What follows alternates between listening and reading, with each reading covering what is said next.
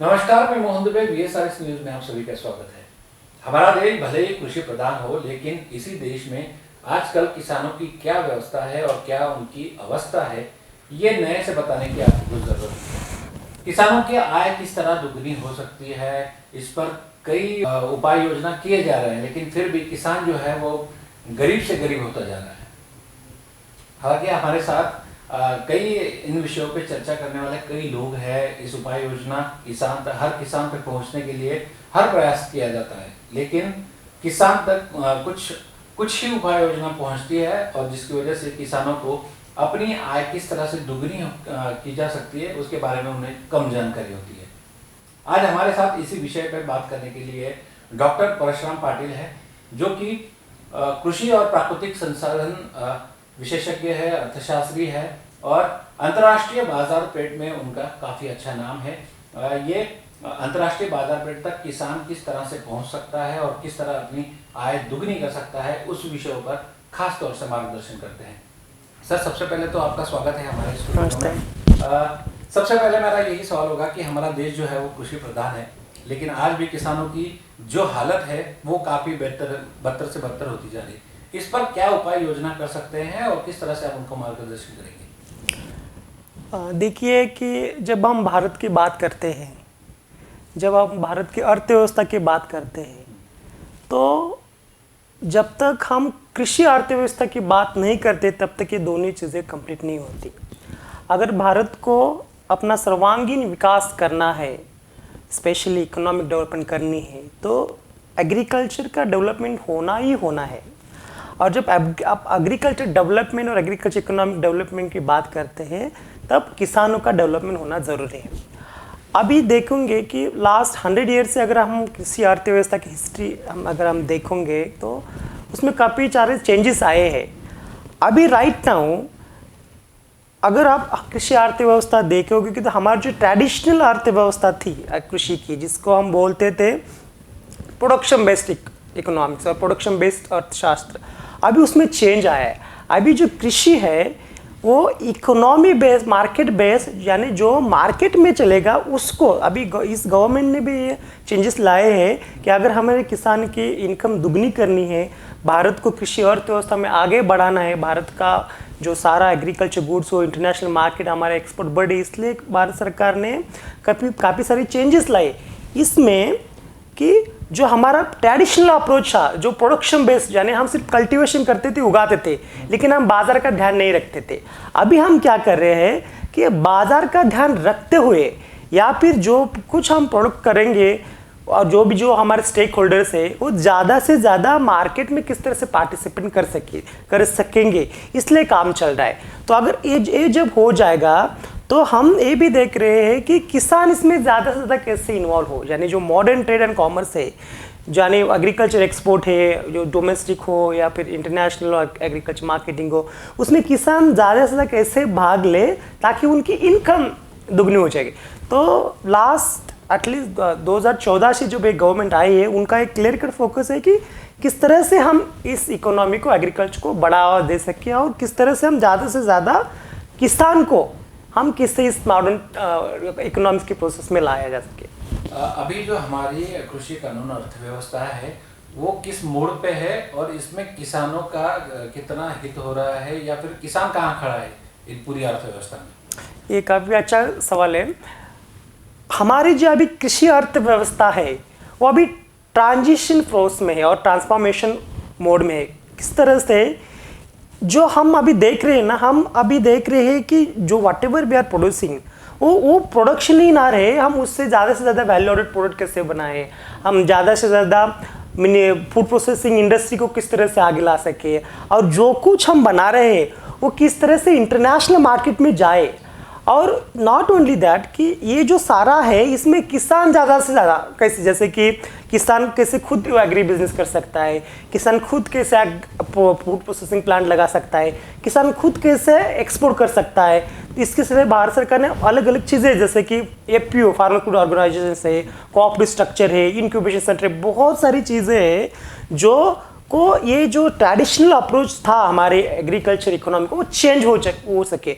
तो मुझे तो ऐसा लगता है कि हमारी जो अभी की एग्रीकल्चर अर्थव्यवस्था है वो धीरे धीरे ट्रांसफॉर्मेशन स्टेज के ऊपर जाके एग्रीकल्चर इंडस्ट्री के टुवर्ड्स जा रही है।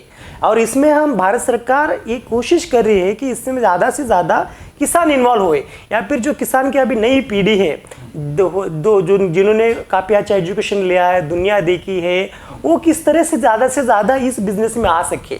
तो हमें अब सिर्फ प्रोडक्शन में हम फोकस नहीं कर रहे, उसका हम बिज़नेस किस तरह से करें। तो अभी जो भारत की कृषि अर्थव्यवस्था है इस मोड पे है कि किस तरह से हम ग्लोबली कॉम्पिटिटिव हुए, किस तरह से हम ग्लोबल मार्केट शेयर में अपना जो हिस्सा है वो ज़्यादा से ज़्यादा बढ़ाए।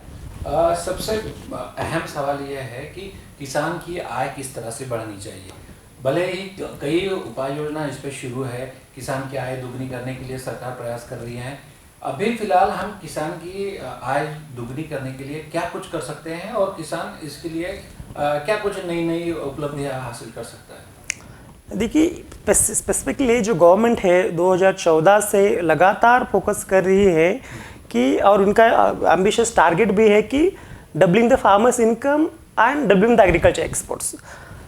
जब तक हम किसान का इनकम डबल नहीं करेंगे तब तक उसकी उन्नति नहीं होगी, और जब तक अब उसकी उन्नति नहीं होगी ये सारा जो ग्रोथ, इकोनॉमिक ग्रोथ है वो पर्कुलेट नहीं होगा।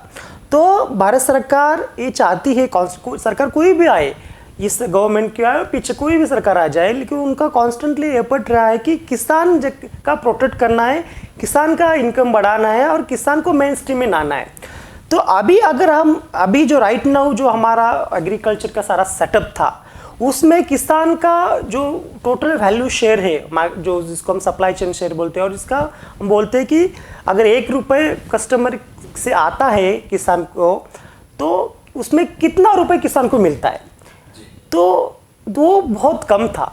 तो अभी क्या हो रहा है कि अगर हम उसको शेयर बढ़ाना है, किसान का इनकम बढ़ाना है, तो एक क्लियर कट अभी प्रूव हो चुका है कि सिर्फ खेती कल्टीवेशन करके, सिर्फ खेती करके किसान का इनकम नहीं बढ़ सकता। किस तरह की खेती करनी चाहिए हमें, वाट एवर वी आर प्रोड्यूसिंग उसको हम फर्दर प्रोसेस कैसे कर सकते, उसको हम एग्री बिजनेस में कैसे ला सकते, उसको हम एक्सपोर्ट किस तरह से कर सकते, उसको हम अलग अलग प्रोडक्ट कैसे बना सकते, उस चेन में किसान को लाना है। अगर जब हम उस चेन में किसान को लाएंगे तभी किसान की इनकम बढ़ेंगी। जैसे कि अगर अब ऐसा कुछ प्रोड्यूस कर रहे हो जिसकी इंटरनेशनल मार्केट में डिमांड है, तो अगर आप उसको एक्सपोर्ट करोगे तो ऑटोमेटिकली उनका इनकम बढ़ जाएगा। अभी क्या हो रहा है कि जो कुछ किसान प्रोड्यूस कर रहे हैं वो सिर्फ लोकल मार्केट में जाता है या फिर जो इंडस्ट्री वो लेके जाते हैं, तो इसमें किसान कहीं भी ओनरशिप में नहीं रहता।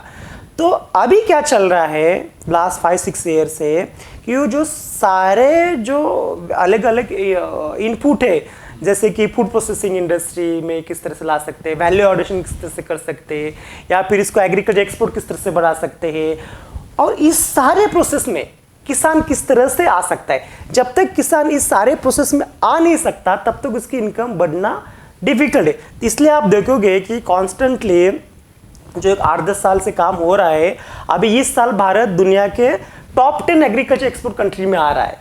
इसका मतलब भारत की जो एग्रीकल्चर चीज़ें हैं वो ग्लोबली कॉम्पिटिटिव बन रही है और ये आउटसाइड जा रही है। तो इसका उल्टा इफेक्ट होता है किसान की आय के ऊपर। और अब अभी फूड प्रोसेसिंग भी आप देखोगे तो फूड प्रोसेसिंग भी बहुत ज़्यादा इंडिया में काम हो रहा है। स्पेशली जो ministry of food processing industry है वो बहुत ज़्यादा से ज़्यादा वैल्यू एडेड प्रोडक्ट कैसे बन सकते हैं, प्रोसेस हो सकता है, और जो एग्रीकल्चर इंफ्रास्ट्रक्चर, तो ये सारी चीज़ें डॉट करके हम किसान की इनकम को आगे बढ़ा सकते हैं। बाजारों की जो डिमांड है उसको देखकर किसानों ने बीज अपना बोना चाहिए, ये तो बात सही है। लेकिन कई बार छोटे किसान जो होते हैं वो ये सोचते हैं कि हम अंतर्राष्ट्रीय बाजार तक कैसे पहुंचे, हमारा जो भी हमारा धान्य है वो वहां तक ले जाने में कई उनको कठिनाई आती है या कोई सपोर्ट उनको नहीं मिलता, इसकी वजह से वो शायद से वहां तक नहीं पहुंचते बल्कि स्थानीय बाजारों में अपना माल कम दामों में बेच देते। तो उनके लिए क्या मार्गदर्शन है, वो किस तरह से अंतर्राष्ट्रीय बाजार तक पहुंच सकते हैं? ये भी बहुत अच्छा सवाल है कि अभी तक क्या हो रहा था कि जो सब कुछ जो एग्रीकल्चर में हो रहा था वो एग्रीकल्चर मार्केटिंग जो बोलते हैं वो सिर्फ डोमेस्टिक में ही उसका इन्वॉल्वमेंट था। तो इससे ज़्यादा जो किसान को आय मिलती थी ना उसका एक लिमिट था। अभी क्या हो रहा है कि जब तक किसान ग्लोबल मार्केट से कनेक्ट नहीं हो जाते, जब तक किसान ग्लोबली जो रिक्वायर्ड है डिमांड उसको प्रोड्यूस नहीं करते, तो किसान की इनकम डबल करना मुश्किल है। तो इसलिए अभी भारत सरकार भी ये चाहती है कि किसान डायरेक्टली पार्टिसिपेट करे एग्रीकल्चर एक्सपोर्ट में एज एन एक्सपोर्टर। लेकिन सिंगल किसान को ये करना बहुत मुश्किल है क्योंकि उसके पास उतना पैसा नहीं होता, उसके पास इतना नॉलेज नहीं होता, वो मार्केट जानता नहीं। तो अभी इस तरह की चीज़ें अभी भारत सरकार का जो एम्बिशियस प्लान है कि 10,000 एफपीओ को खड़ा करना, अभी भारत सरकार चाहती है कि एक किसान अगर नहीं कर सकता, उसके पास इतने रिसोर्सेस नहीं है, तो किसानों को इकट्ठा करो। 100 किसान, 200 किसान, 300 किसान, 400 किसान, 500 किसान का इकट्ठा करो और उसको एक ऑर्गेनाइजेशन फॉर्म में लाओ, जैसे कि कंपनीज रहते हैं, अलग अलग ऑर्गेनाइजेशन जैसे सोसाइटीज रहते हैं। तो एफपीओ का कंसेप्ट आगे आके और किसान उस एफपीओ को मदद से जो कुछ रिक्वायर्ड है एक्सपोर्ट करने के लिए, जो उनको नॉलेज की ज़रूरत होगी, इसको मनी की ज़रूरत होगी, उसको अलग अलग एक्सपोर्ट मार्केट वो सब कुछ गवर्नमेंट ऑफ इंडिया उनको ट्रेन करेगा, उसका कैपेसिटी बिल्डिंग करेगा और ऑर्गेनाइजेशन थ्रू किसान इस तरह के एक्सपोर्ट में पार्टिसिपेट कर सकते हैं। जैसे कि अभी किसान कानून में भी आपने देखा होगा कि इस तरह के प्रोविजन थे कि किसान जुड़ सके मार्केट से, ओपन हो सके। तो अभी लगता है बहुत डिफिकल्ट लगता है कि किसान इंडिविजुअल जाके एक्सपोर्ट नहीं कर सकता, लेकिन धीरे धीरे जिस तरह का काम हो रहा है, जिस तरह की एफपीओज आ रहे हैं, जिस तरह की इंक्यूबेशन सेंटर्स आ रहे हैं, जिस तरह के अलग अलग मार्केटिंग पार्टिसिपेंट जुड़ रहे, तो धीरे धीरे जाके आगे बढ़ेगा, किसान खुद एक्सपोर्ट करने लगेगा। और जब किसान खुद एक्सपोर्ट करने लगेगा, इसकी आय भी डबल हो जाएगी। कृषि कानून की बात आपने की, कृषि कानून को वापस लेने की नौबत आन पड़ी। कृषि कानून वापस लेना, इसको आप किस तरह से देखते हैं और क्या लगता है आपको, कृषि कानून वापस लेना अच्छा निर्णय था, किसानों के हित में था या फिर क्या? कृषि कानून वापस लेना सच में एक बड़ा सेटबैक है इंडियन एग्रीकल्चर इकोनॉमी के लिए। इसका रीज़न इस तरह का है, ऐसा है कि कृषि कानून जो लाए गए थे उसमें एक ही, आप किसी भी इंटरनेशनल एग्रीकल्चर इकोनॉमिस्ट से पूछिए, आप किसी से भी सलाह कीजिए जो इस इंडस्ट्री में है, एग्रीकल्चर इंडस्ट्री में, वो आपको वही एडवोकेट करेगा कि ये किसानों के जो कानून थे वो रियली गुड थे। यानी कि इसमें ये बात की गई थी कि किसान को लिबरल करो, यानी किसान के ऊपर आप एक रिस्ट्रिक्शन मत डालो कि वो यही बेचे, वही बेचे, उतना ही बेचे, इतना ही बेचे, नहीं। उसमें एक्चुअली किसान को फ्रीडम दी गई थी कि आप जहाँ चाहते हो, जिससे चाहते उससे अपने दम पे बेचो। और उसमें दूसरी बात भी ये भी कही थी बड़ी इंपॉर्टेंट कि अभी देखो कि इंडिया में एपीएमसी जो है गवर्नमेंट ही है, जिसको हम एग्रीकल्चर मार्केटिंग कमिटीज बोलते हैं, उसमें बात की गई थी कि इसके अलावा प्राइवेट एपीएमसी भी खुले जाएंगे। तो प्राइवेट एपीएमसी खुलने का मतलब कि एक अल्टरनेटिव मार्केट डेवलप हो जाएगा, तो किसान को एक ऑप्शन रहने वाला था। या फिर कॉन्ट्रैक्ट फार्मिंग की बात थी, या फिर बहुत सारी चीज़ें थी, या फिर स्टोरेज लिमिट की बात थी, बहुत सारी चीज़ें ऐसी थी जो किसान को लिबरेट कर रही थी और एग्रीकल्चर इकोनॉमी को खुला कर रही थी। तो किसान का बार्गेनिंग पावर बढ़ाने की इसमें सोच थी। तो ये बहुत अनफॉर्चुनेट है कि किसान कानून वापस, आप इस किसान कानून को इम्प्लीमेंट करने के तरीके से आप डिसएग्री हो सकते हो। जिस तरह से लागू करने की कोशिश की गई, जिस तरह से लागू किया गया, उस पर हम डिसएग्री, लेकिन जो लाए थे किसान कानून और जिसका इंटेंशन था और इसमें जो किसानों का बहुत जो भला होने वाला था, इसमें कोई भी डाउट मुझे नहीं लगता, क्योंकि बहुत अच्छा किसान कानून था। बहुत किसान, बहुत सिर्फ किसानों के नहीं, जो सारा इंडियन एग्रीकल्चर इंडस्ट्री है, जो सारे एग्रीकल्चर स्टेक होल्डर्स है, उसको आगे बढ़ाने की कोशिश इसमें की गई थी। तो किसान कानून को वापस लेना सच में सेटबैक है और ये होना नहीं चाहिए था। इसमें कुछ ना कुछ रास्ता निकाल के इस कानून को रखने की कोशिश करनी चीज़ आई थी, जो भारत सरकार ने की। इसके जो किसान कानून को जो था ना, उसके लॉन्ग टर्म इम्पैक्ट, अच्छे long term impact agriculture sector में होने वाले थे। अगला सवाल मेरा ये रहेगा कि हमारे देश की कृषि निर्यात व्यवस्था अब किस स्थिति में है और जो भी स्थिति है उसकी वो अच्छी खासी है या किस हालत में है? यस अभी आप देखोगे कि इस लॉकडाउन में और पैंडेमिक में जब से कोविड आया है 2-2.5 साल से सारे जो सेक्टर्स है इंडस्ट्री सेक्टर वो सारे ठप हुए थे, उसका ग्रोथ रिड्यूस डाउन हो गया था। कई लोगों ने तो प्लांट बंद करने पड़े थे, लेकिन एक ही सेक्टर ऐसा था जो कंटिन्यूसली ग्रो कर रहा था, वो था एग्रीकल्चर एक्सपोर्ट। कंटिन्यूसली ग्रो ही नहीं कर रहा था कि भारत का almost 30-40% in terms of value export बढ़ा है। अभी भारत राइट नाउ 10 दुनिया के 10 टॉप 10 जो एक्सपोर्टर्स है उसमें शामिल हुआ है। तो भारत की एग्रीकल्चर एक्सपोर्ट की स्थिति बेहतरीन है और अच्छे से अच्छा बढ़ती जा रही है, क्योंकि भारत के पास एक स्पेशल एडवांटेज है, उसको हम बोलते थे कॉम्पिटिटिव एडवांटेज, या फिर भारत के पास इस तरह के एग्रो क्लाइमेटिक कंडीशंस है कि वो कुछ भी चीज़ यहाँ पे उगाई जा सकती है। नॉट ओनली दैट कि क्वांटिटी भी भारत बहुत बड़े प्रमाण पर, यानी कि जैसे कि आप श्रीलंका दे दो, छोटे छोटे कंट्री लोग, वहाँ पे स्पाइसेस अच्छा हो सकता है, अच्छा होता है, लेकिन मिलता कितना है, एक एग्जाम्पल आकर लोगे। लेकिन अगर भारत में जाओगे तो आप अच्छा भी मिलता है आपको, बहुत भी मिलता है। और भारत का जो कनेक्शन है यूरोपियन कंट्रीज से, अमेरिकन कंट्रीज से, या फिर भारत की जो डोमेस्टिक फूड प्रोसेसिंग इंडस्ट्री है, भारत का जो एग्रीकल्चरल ट्रेडिशनल नॉलेज है, ये सभी अगर देखोगे तो भारत डेफिनेटली एक मेजर पावर बनते जा रहा है एग्रीकल्चर एक्सपोर्ट में। और भारत ये भी कोशिश कर रहा है कि अभी जो अगर आप टॉप 10 एग्रीकल्चर एक्सपोर्ट इंडिया का प्रोडक्ट का बास्केट देखोगे तो ट्रेडिशनल जैसे कि राइस है, शुगर है, या फिर बाकी के हॉर्टिकल्चर प्रोडक्ट है। अभी भारत ये सोच रहा है कि वो इस तरह का बास्केट किस तरह से बढ़ सके और उसमें ज़्यादा से ज़्यादा प्रोसेस्ड फूड किस तरह से आ सके और ज़्यादा से ज़्यादा वैल्यू एडेड प्रोडक्ट किस तरह आ सके, तो क्योंकि उसमें ज़्यादा मार्जिन मनी रहता है। तो भारत की डेफिनेटली एग्रीकल्चर एक्सपोर्ट में अच्छी स्थिति है, लेकिन इसको और बेहतर करने की ज़रूरत है।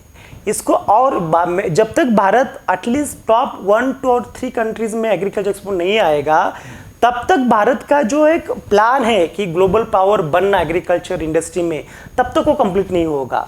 तो हमारा अभी टारगेट ये हो रहना चाहिए कि हम कैसे टॉप 3 में एग्रीकल्चर एक्सपोर्ट में आए। जब हम टॉप 3 एग्रीकल्चर एक्सपोर्ट में आ जाएंगे तो उसका डायरेक्टली इम्पैक्ट एग्रीकल्चर इकोनॉमी पे भी होगा। जैसे कि अभी आपने कहा कि भारत में हम कुछ भी उगा सकते हैं, लेकिन आज किसानों का सबसे बड़ा अगर दुश्मन हो तो वो क्लाइमेट है। क्लाइमेट की वजह से कई किसानों को कई परेशानियां आती है, कई नुकसान उन्हें झेलना पड़ता है, जिस तरह से सुनामी हो या फिर कोई भी परेशानी हो, जिसकी वजह से किसानों की आय पर भी उसका परिणाम होता है। तो क्लाइमेट चेंज का कितना परिणाम किसानों पर हो रहा है और उससे बचने के लिए क्या करना चाहिए?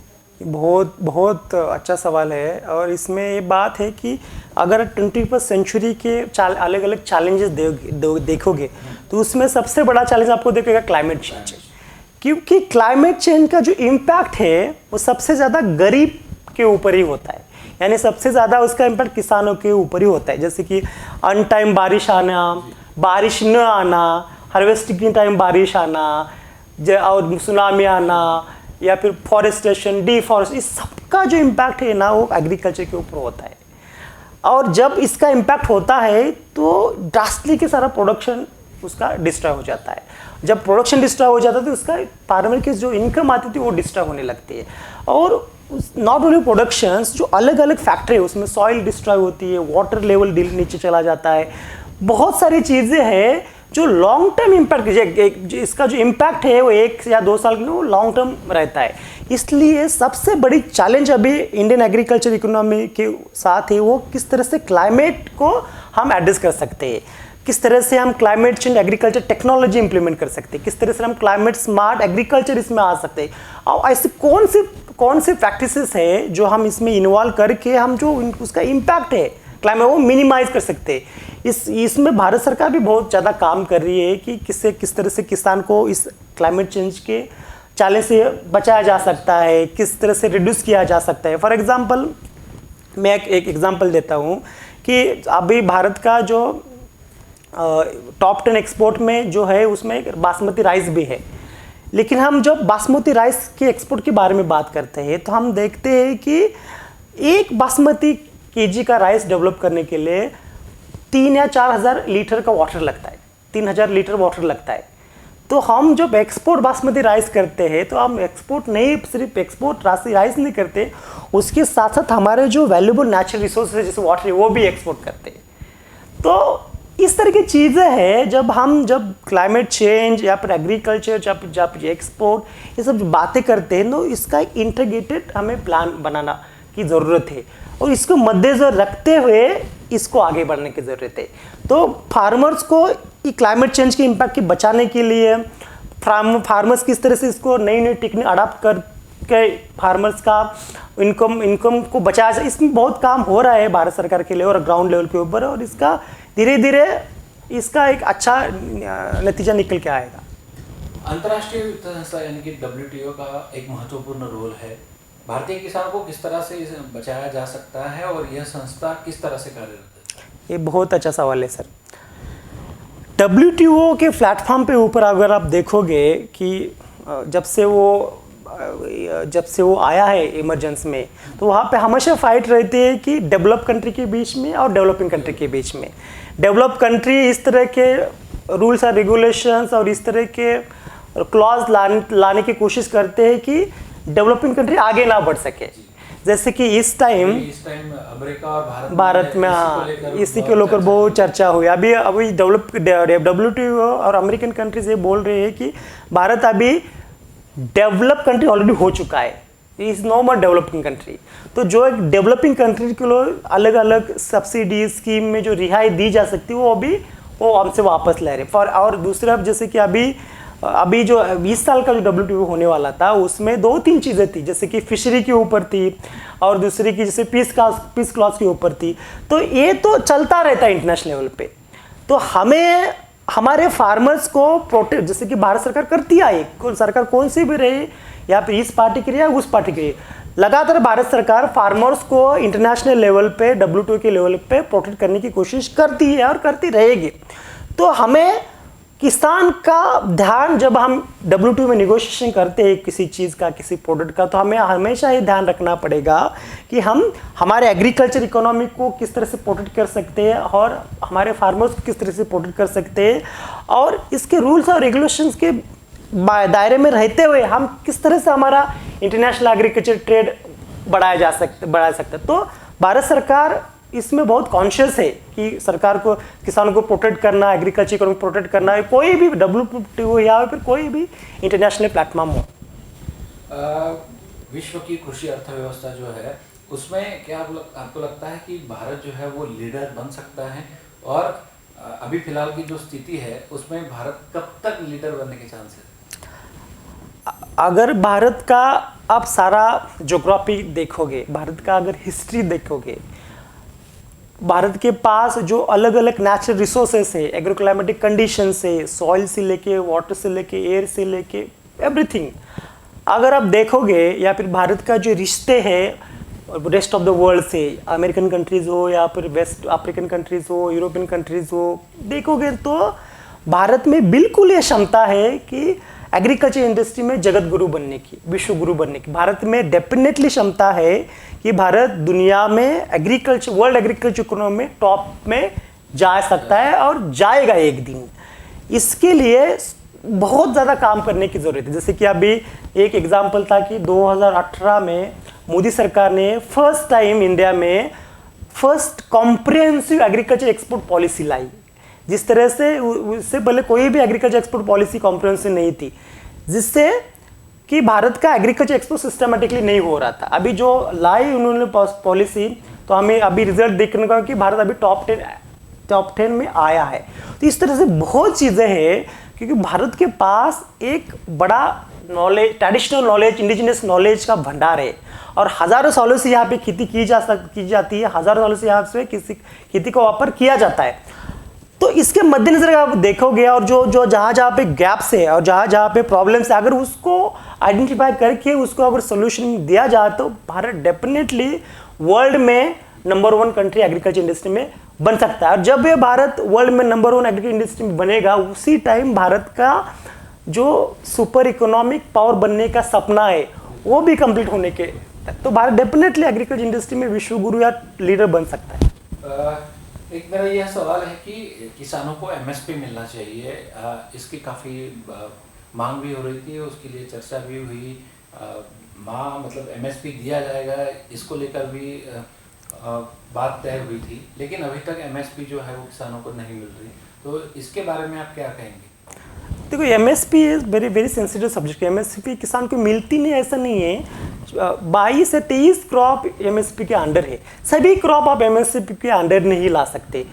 एमएसपी क्यों लाई गई है कि किसान का जो मार्केट में एक्सप्लॉयटेशन होता है प्राइस डाउन करके, या फिर जो किसान को लॉस होता है वो उसको ना, क्योंकि तो इससे ज़्यादा क्या हो जाएगा कि किसान मार्केट में प्रोटेक्ट रहेगा, इसलिए एमएसपी लाए गए थे।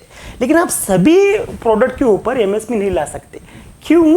क्योंकि उसका सीधा सीधा जो इम्पैक्ट है आपको एक्सपोर्ट में होता है, इंटरनेशनल। अभी कई सारी चीज़ें देखोगे कि उस चीज़ का एक्सपोर्ट प्राइस कम है और एमएसपी प्राइस ज़्यादा है। तो सभी चीज़ें पे नहीं, हाँ एमएसपी डेफिनेटली रहनी चाहिए। एमएसपी की बहुत ज़्यादा ज़रूरत है, इसमें कोई डाउट नहीं है, और किसी भी सरकार ने इसको नकारा भी नहीं है। एमएसपी रहनी चाहिए, लेकिन इसके साथ साथ हमें इसके अलग अलग जो पहलू है, इसका इम्पैक्ट डोमेस्टिक प्राइस में कैसा होता है, इसका इम्पैक्ट इंटरनेशनल प्राइस में कैसा होता है, इसका इम्पैक्ट फार्मर्स की मिलने वाली आय में ये भी सारी चीज़ें देखने की ज़रूरत है। तो एक कॉम्प्रिहेंसिव पॉलिसी चाहिए जिसको किसान का भी इनकम प्रोटेक्ट हो, किसान का भी भला हो, और इसके साथ साथ जिसका जो इम्पैक्ट बाकी चीज़ें के ऊपर है, जैसे कि एग्रीकल्चर एक्सपोर्ट है या फिर कोई, उसके भी इस तरह का कॉम्प्रिहेंसिव प्लान लाने की ज़रूरत है, जो आई एम श्योर कि ये हो रहा है काम। तो लेकिन सरकार कोई भी आए, कुछ भी पॉलिसी आए, सब पॉलिसी में एक ही चीज़ रहती है, एमएसपी रहे या फिर दूसरा सब्सिडी रहे, कि किसान का किस तरह से भला हो सकता है। और कोई भी सरकार, कोई भी इस पॉलिसी मेकर इससे भाग नहीं सकता, भागता नहीं। तो एमएसपी भी रहने की 100% ज़रूरत है, 100% एमएसपी चाहिए, लेकिन हम ये भी देखना पड़ेगा कि एमएसपी हम कितने और क्रॉप ला सकते हैं, उसका इम्पैक्ट क्या है, ये दूसरी बाजू भी हमें देखने की ज़रूरत है। मेरा आखिरी सवाल आपसे ये रह गया कि किसानों को अंतर्राष्ट्रीय बाजार पेट तक पहुंचने के लिए क्या कुछ करना चाहिए जो कि उनके समझ में आए, क्योंकि छोटे किसान जो होते हैं वो वहां तक नहीं पहुंच पाते, तो उनके लिए क्या आपकी सलाह रहेगी? मेरा तो सपना ही ये है, मैं चाहता हूँ कि खुद किसान एग्रीकल्चर एक्सपोर्टर बन जाए। जब तक किसान खुद एग्रीकल्चर एक्सपोर्टर नहीं बनता, तब तक बहुत डिफिकल्ट है कि किसान की इनकम बढ़ जाए। अगर किसान एग्रीकल्चर एक्सपोर्ट करना चाहता है, तो जो अभी भारत सरकार पॉलिसी लेके चल रहा है, एफपीओ, फार्मर्स प्रोड्यूसिंग ऑर्गेनाइजेशंस, किसान थ्रू फार्मर्स प्रोड्यूस ऑर्गेनाइजेशंस बहुत कुछ कर सकता है, बहुत कुछ। किसान फूड प्रोसेसिंग प्लांट लगा सकता है, किसान एग्रीकल्चर एक्सपोर्ट कर सकता है, किसान बहुत कुछ कर सकता है एफपीओ के थ्रू। तो मेरा राय ये है कि जो स्पेशली जो next generation of the farmers है, जो फार्मर्स के बच्चे, जो पढ़े लिखे, जो पुराने लोग थे, किसान थे, वो अनएजुकेटेड थे, उनको इतनी मार्केट की समझ नहीं, लेकिन अभी उनके जो बच्चे हैं, जो यूथ है, वो काफ़ी पढ़े लिखे हैं, उन्होंने दुनिया देखी है, तो उनके पास एक मौका है, जो उनको ट्रेडिशनल नॉलेज जो पास ऑन होते आया है, जो उनका जो ट्रेडिशनल खेती है, उनके पास जो एक्चुअली रिसोर्स है, उसके ऊपर वो कन्वर्ट कर सकते हैं। अगर एक फार्मर को पॉसिबल नहीं है, तो इकट्ठा के एफपीओ के माध्यम से वो आगे आ सकते हैं। किसान के जो नए बच्चे हैं, किसान वो स्टार्टअप, एग्रीकल्चर एक्सपोर्ट स्टार्टअप्स हो, एग्रीकल्चर स्टार्टअप्स हो, और जो इंक्यूबेशंस जो सेंटर्स है, उसके हिसाब, उनके गाइडेंस से बहुत कुछ एग्रीकल्चर सेक्टर में किया जा सकता है। और जब किसान खुद एक्सपोर्टर बन जाएगा, तब किसान का इनकम भी ऑटोमेटिकली डबल हो जाएगा।